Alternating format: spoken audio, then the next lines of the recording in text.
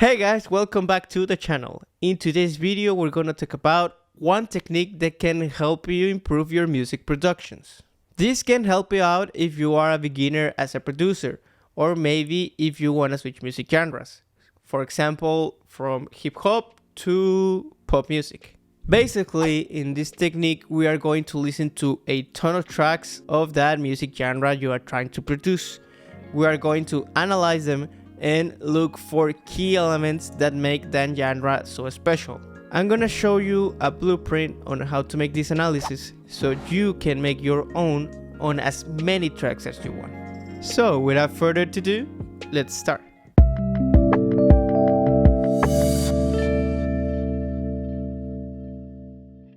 So the first thing we're going to focus on is to get the structure of the track. The most common way to name each section of the track, it says intro, verse, chorus, outro, bridge. We are not going to do that. What are we going to do instead is to name each section as one specific letter, A, B, C, D, E. The reason for that is because if a track is too big and it has too many different sections, it can get confusing to name each section as verse 1, verse 2, verse 3. So to avoid this, we're going to name each section as A, B, C, and so on. Okay, so now let's check out our track.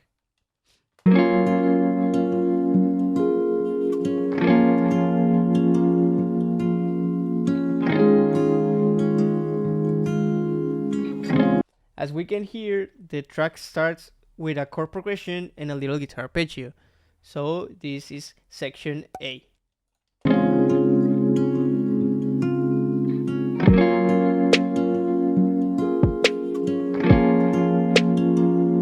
The chord progression and the guitar arpeggio stay the same, but the track adds a little drum pattern. This is section A2 or A+.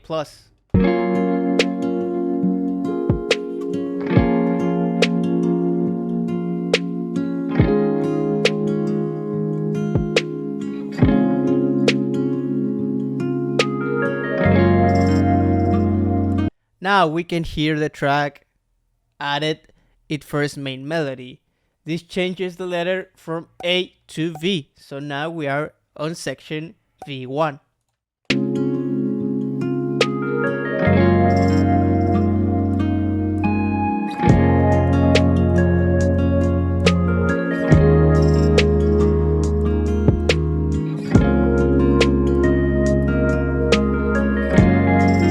The main melody repeats, so now we're in section V2.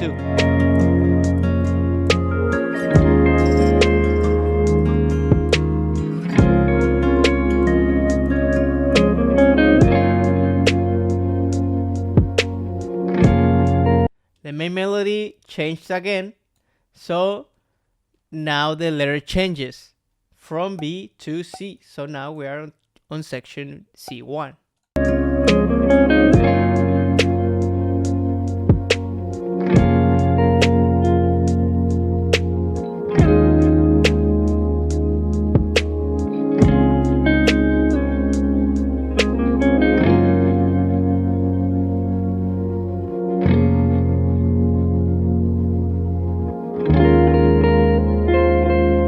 The main melody changed again, so now the section changes from letter C to letter D, and so on. You need to do this with the whole track. This is the structure of this track. Okay, we have our structure now. So the second step is to focus on each instrument each section has. So if we jump back into our track again,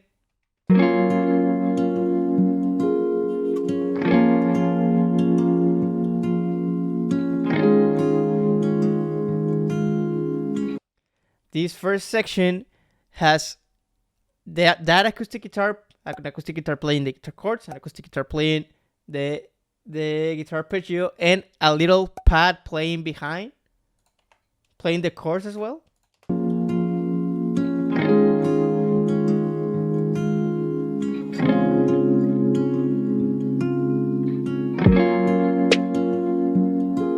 section A2, we have that same pad, those same acoustic guitars, and the drum pattern played by a kick drum and a snare drum.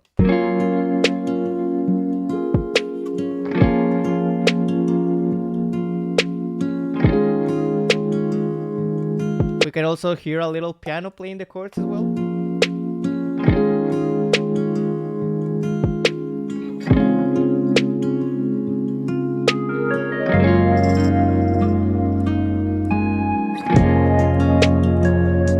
Okay, now section B, it has that same acoustic guitar, same piano. Now the drum pattern is played by the kick drum, the snare drum, and hi-hats. We have some percussion, the bass guitar,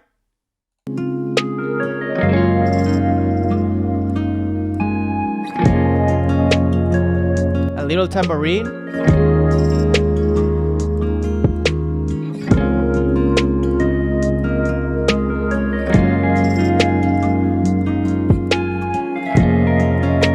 and for section B2 we can hear some leads played by an electric guitar. And everything stayed the same.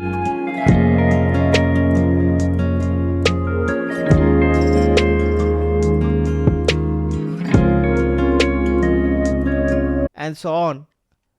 As well as the structure, you need to do this with the whole track.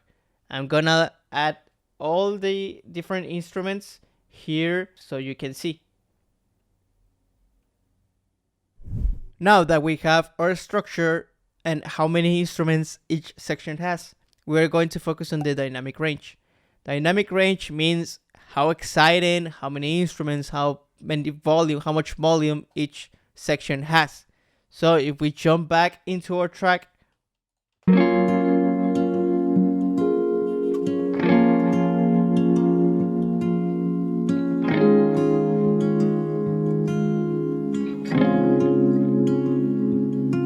we can hear that the dynamic is low, the track is quiet, it starts smoothly. And as we move to section A2, with the drum pattern, the dynamic gets a little bit higher.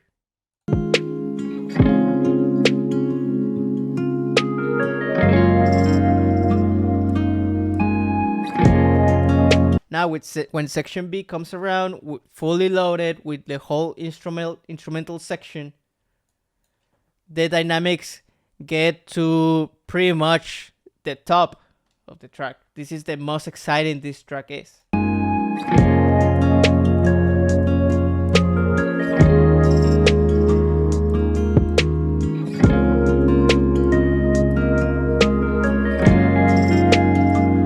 Section B stays the same.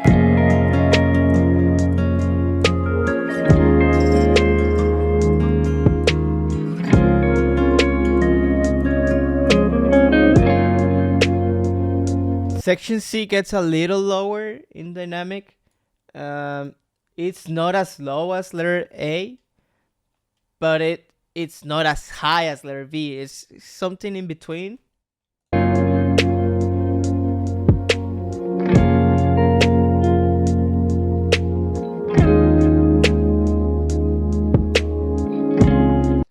Section D. Now the drum pattern is gone. It's pretty much the same dynamic as section A.